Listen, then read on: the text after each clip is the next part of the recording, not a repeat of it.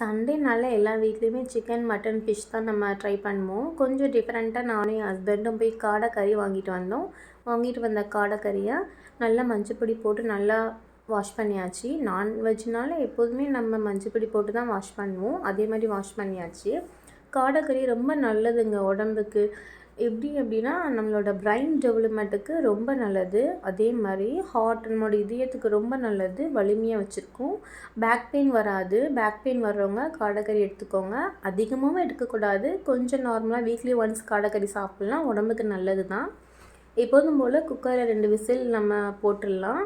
அதுக்கப்புறம் இந்த சைடு வெங்காயம், இஞ்சி, வெள்ளைப்பூடு, மிளகா, தக்காளி கட் பண்ணி வச்சுக்கோங்க. ஒரு மிக்ஸி ஜாரில் இஞ்சி, வெள்ளைப்பூடு, தக்காளி நல்லா பேஸ்ட்டாக அரைச்சி வச்சுக்கோங்க.